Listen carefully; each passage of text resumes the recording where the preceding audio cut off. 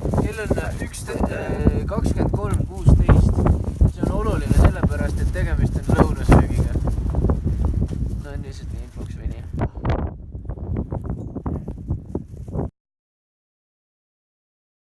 Aastaid tagasi sööbis mu mällu foto kaugel Põhja-Norras asuvast, peaaegu arhetüüpsest mäest.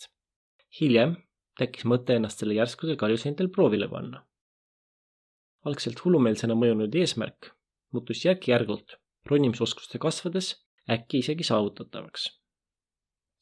Lisaks avastasin, et seal lähedal asub Lofootide saarestik, mis on nagu ronijate paradiisiks loodud. Lõputul hulgal peaaegu et otse fjordidest tõusvaid kaljuseinu lausa kutsuvad nendel ronima. Nii tekkiski kindel plaan sealne graniit järgi proovida. Ronimispartner Kaur oli sellest ideest samavõrd vaimustunud kui mina ja augusti lõpus võtsimegi kahekesi suuna läbi Soome ja Rootsi Põhja-Norra poole. Tutvusime paar päeva kohalike oludega madalamate kaljude peal ja seejärel võtsimegi sihiks Stettindi. Siin me sööme hommikust. Sinna me läheme. Loodetavasti.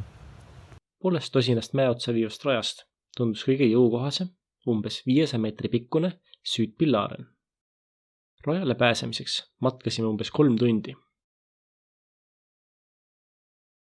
Poolel teel jätsime seljakotid kivi alla varjule ja tõusime pidevalt jääsemaks muutuval nõlval umbes 900 meetri kõrgusel asuvale kaljunukile, kust hakkas julgestatud ronimine.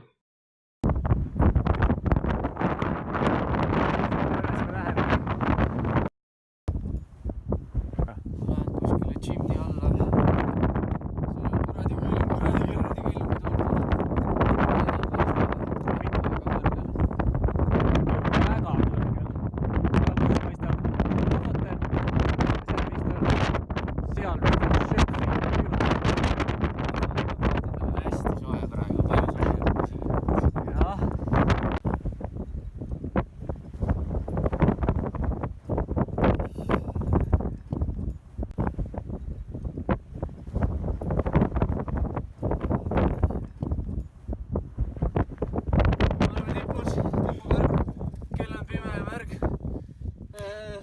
Kell on 21:30. Oleme tipus. Me saame pimedaga alla minna. Kurat teab veel, kuidas see välja nägema. Väike vihma on ka veel tulnud ja Aga suht vähe. ilmselt läheb. See on Norra rahvusmägi, mille otsas me oleme. Et noh, asi seegi. Kell on 23:16.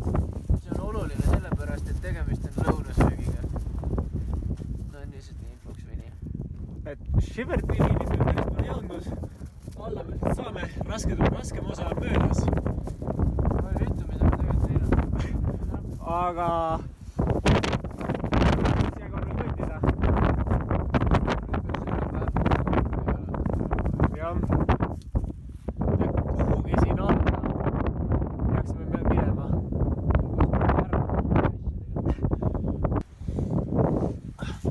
Ühesõnaga, kell on 1:20 vist ja me nüüd jõudsime lõpuks pärast viimasest videost on tund aega.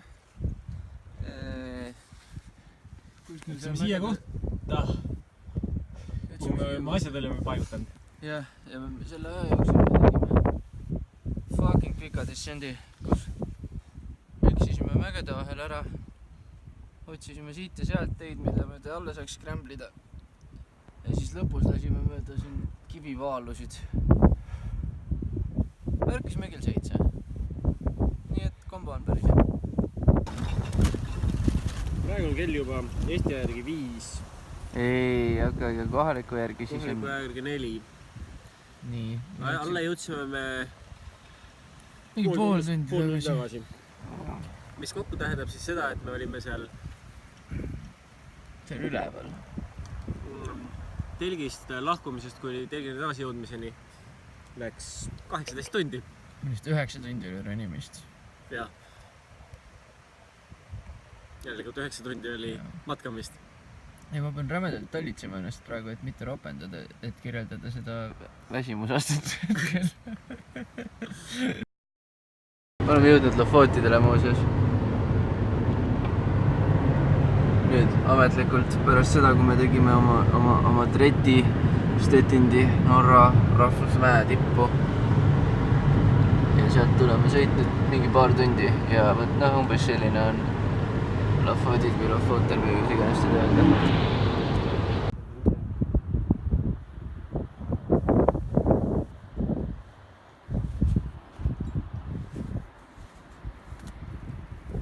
Saage tuttavaks Lofotide kaunid vaated, mida näeb siis, kui siit üles ronida.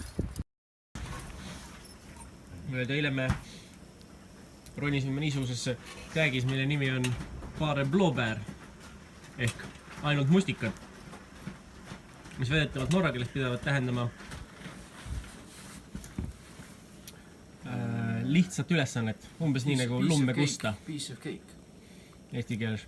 Mul ka õhtul telk on niigi kipakas olnud ja eile öösel oli torm. Siis ta otsustas, et nüüd ta rohkem vastu ei pea. Ja siis me pidime evakueeruma minu suurest telgist, kuna seal telgikaared andsid järgi, peksid mulle vastu pead. Ma pikali olin. Ja siis me evakueerusime Taavi väiksesse telki keset tööd vihmas.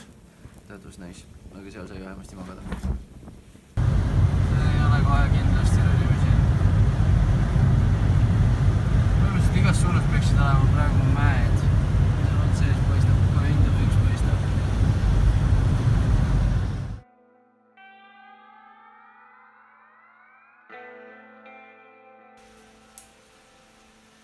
Kuigi ägedam graniit lava, mida ma kunagi näinud olen. Niuke Chuckfest, et on olla.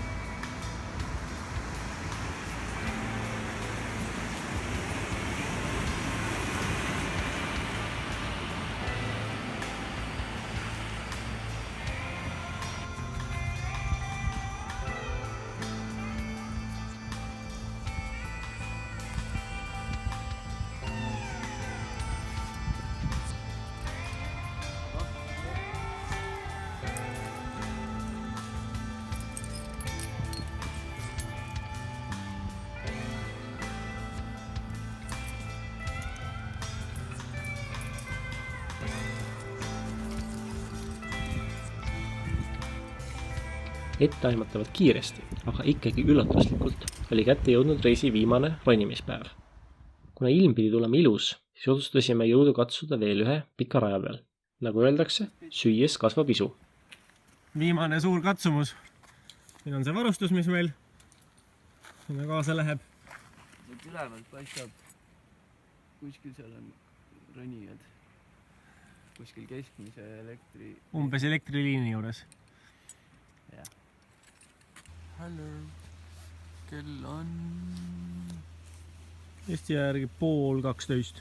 Kohaliku järgi 11:30, siis saame me lõpuks mäele, sest et siin oli järjekord.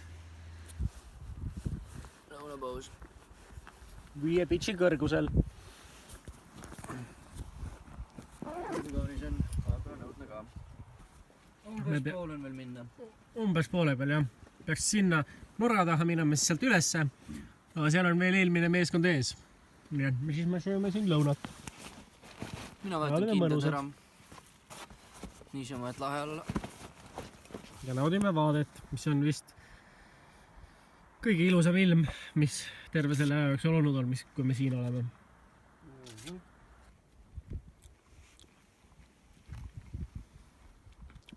Kõige ägedam pitch, mis siin rajal võiks olla. Kõige kuradi ühelt poolt kaldus, teisest küljest positiivne.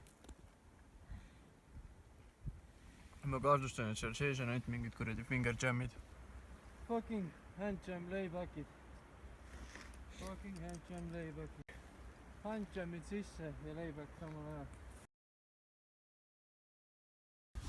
Ronija käed näevad sellised välja. Läbitud on 12 pitchi.